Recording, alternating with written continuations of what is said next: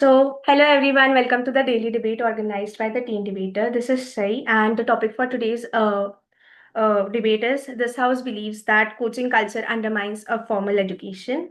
We are having Anshika and Grishma for the proposition, and Pranad and Joel from the opposition.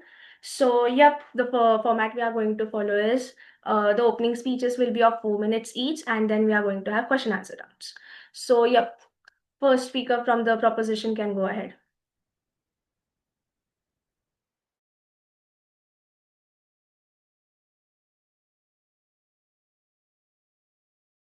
Who is the first speaker, Grishma or Anishka?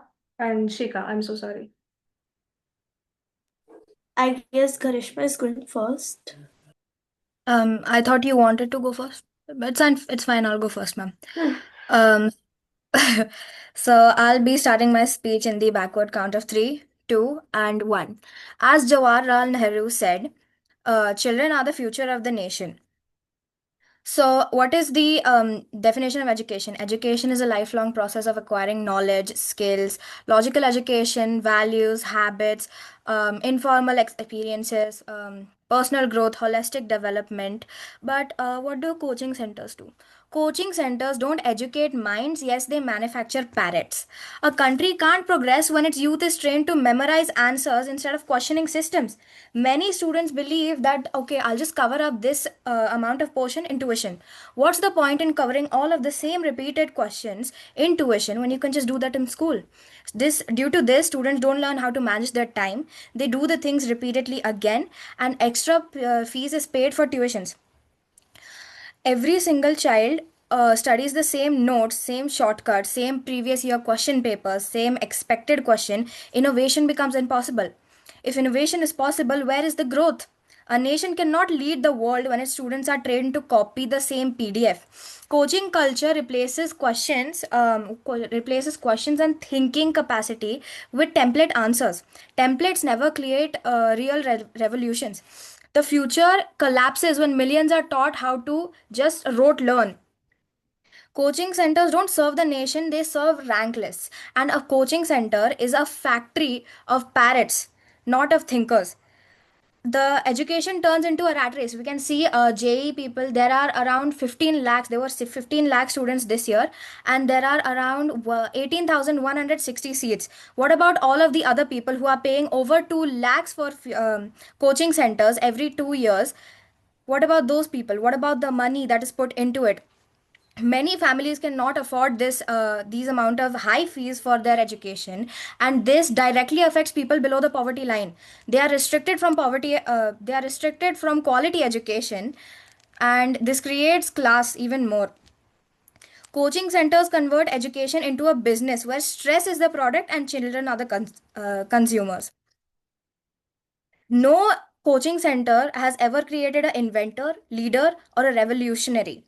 For 50 mock tests, from solving 50 mock tests, you cannot actually lead a nation.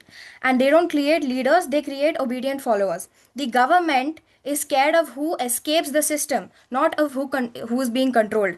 So a nation raised on coaching will always work for innovators and never become them. You can't build startups or become a scientist or thinkers using answer keys and shortcuts. So if my opponents still dare to say that coaching centers are better, then I think they are enemies to today's nation. Thank you so much.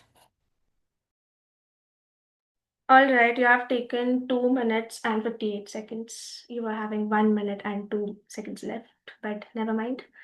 Opposition, first speaker.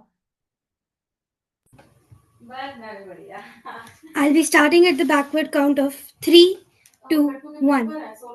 Good evening, ladies and gentlemen. While today the proposition has been able to correctly describe why coaching centers might be a menace to society, they forget that the motion today is about whether coaching centers undermine formal education or not. It is not about whether the coaching culture is negative or positive.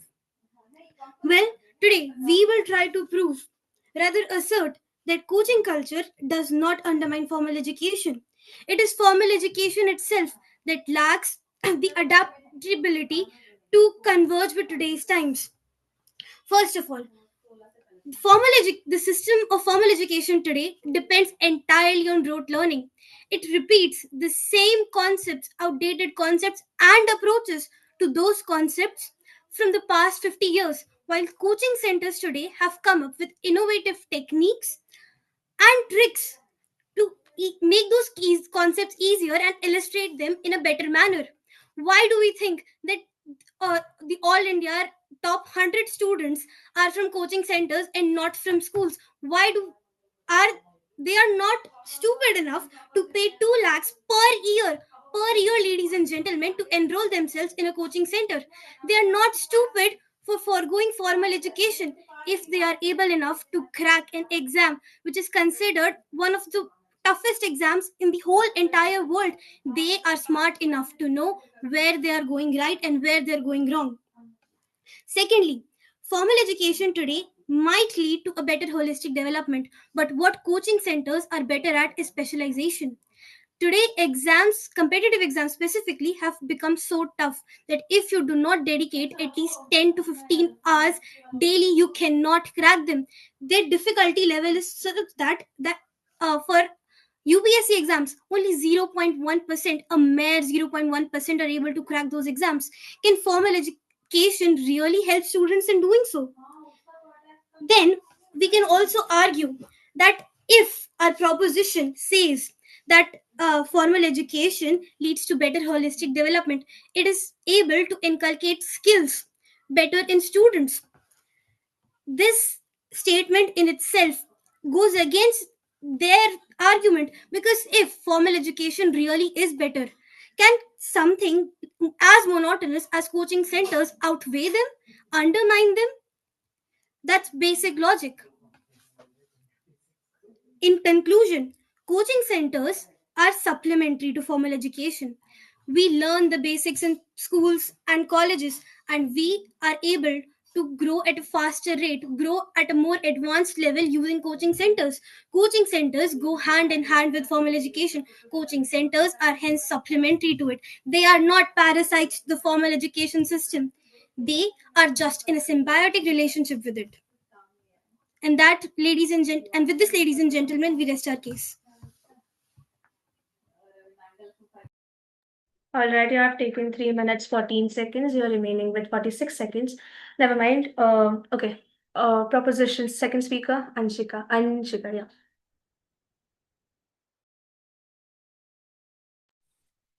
On the self count of 1, 2, and 3. In today's era, coaching is just extra help, a supportive boost alongside school. What could be wrong with that? But when does support became a substitute? We see a booming industry. In Korea, 80% of students use private tutors. And globally, it's a norm. Their promise is simple: higher scores gives competitive edge. But here's a contradiction. This doesn't just help, it's a parallel system, and it actively underdetermines the very foundation of formal education in 3 ways. Firstly, it commercializes learning. Education becomes transaction, just like a paid service for, not a collective journey of discovery. The student is no longer a citizen of classroom, but a client. The goal shifts from understanding to outperforming. The value of knowledge for its own sake is lost to the reward of purchasing a grade. Moving to my second argument, it actually helps to deepen the fact of inequality. Formal education at its best is the greatest equalizer, like a shared line for starting. Coaching culture shatters that. It creates a two-tier system. Those who can afford the advantage and the ones who are left with standard curriculum.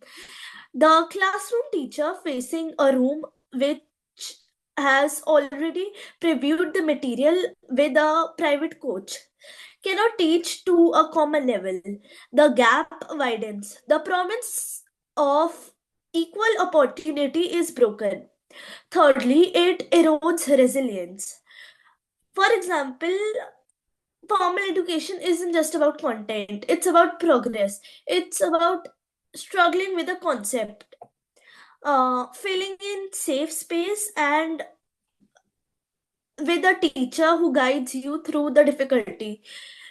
Coaching often shortcuts this. It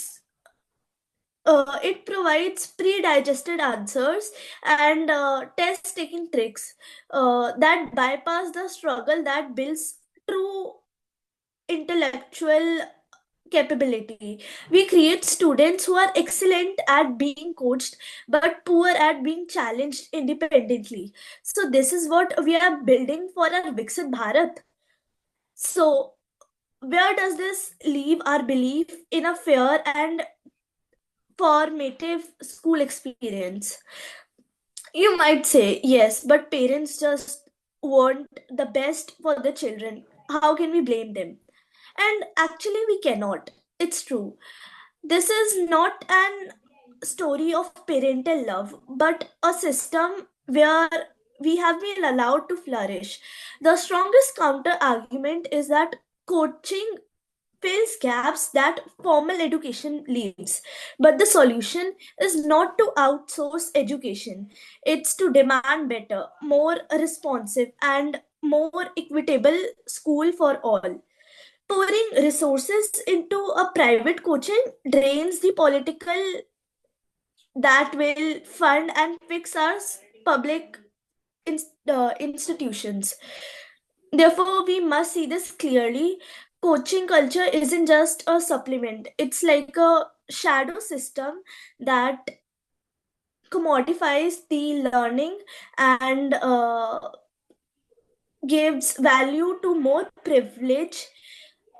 It tells us that formal classroom is not enough, and in doing so, it makes the prophecy come true. So let us reject the shortcut and reinvest our faith, our resources in not just private advantage, but in common grounds of classroom. Thank you. You have exceeded the time, but yep, 4 minutes, 2 seconds. That doesn't like matter. Yep. Opposition, second speaker, Pranat, go ahead. I'm audible, right? Yes. Yes, yeah. Hello. Yeah. Okay. Thank you, ma'am. Starting on my self count of 3, 2, 1. Ma'am, we need to understand right on the motion itself as two main things, right? Which we are talking about. First is about what coaching culture actually means, and second thing is about what we mean by undermine the formal education. Ma'am, we need to understand that all of this debate should be focused upon these two things instead of going into different aspects, right? Now, ma'am, talking about coaching culture itself, we need to understand, ma'am, that coaching is not just about random shadow education that happens outside schools with unqualified people, right? Coaching is something that actually happens inside schools and professional environments. Ma'am, it is a structured system where trained professionals help students and teachers improve, right? For example, ma'am, Oxford University in UK, which is a very recognized institute, they have been doing research on coaching for more than 20 years now, and they have found that coaching actually improves how teachers teach and students learn, ma'am. Right now, I'm directly coming up to the what proposition teams have presented. They say coaching undermines formal education and that students are leaving schools for coaching centers, right? But ma'am, this is not what the research shows. When you look at actual data from professional and coaching programs, ma'am, students who get coaching support actually show GPA increase of 0.52 to 0.75 points, ma'am. In Netherlands, ma'am, there was a study on an intensive coaching, and they found that 1 year of proper coaching reduced dropout rates by more than 40%, ma'am, from 17% to just 10%, right?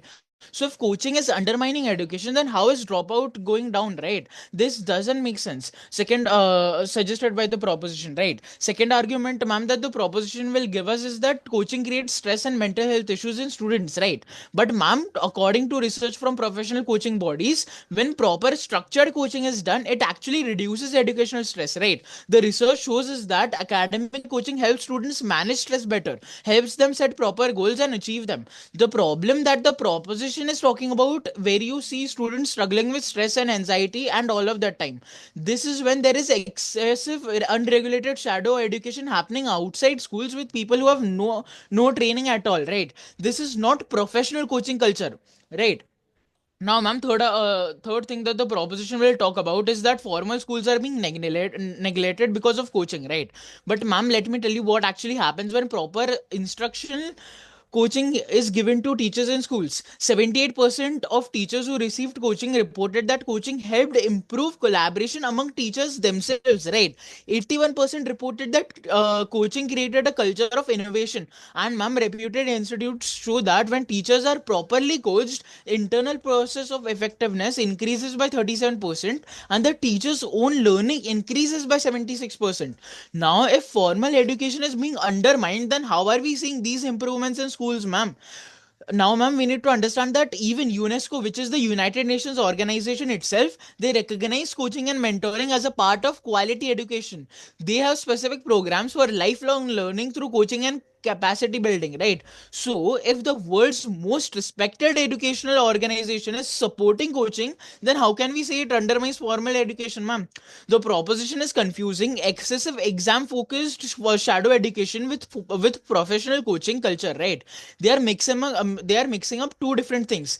When you have trained professional coaches working inside the school or be it outside school system in a structured way, it supports and strengthens formal education, right? It does not undermine it. The data clearly shows improved grades, better teacher quality, reduced dropout, improved school culture, better student mental health when properly done, right?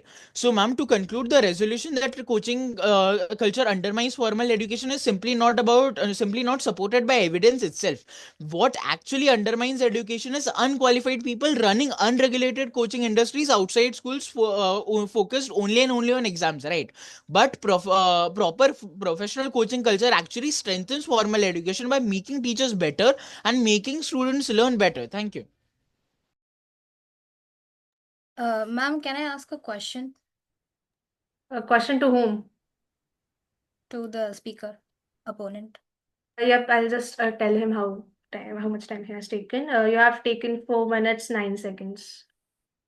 So yeah, Sure, ma'am. Krishna. Ma'am, since it is just 90 seconds remaining, so we could proceed with a new link, right? Since it would just end. Yep. Only 1 minute 21 seconds are remaining. I'll just send you a link. Can we all just leave and you all will join? Where is that Joel? Let's see.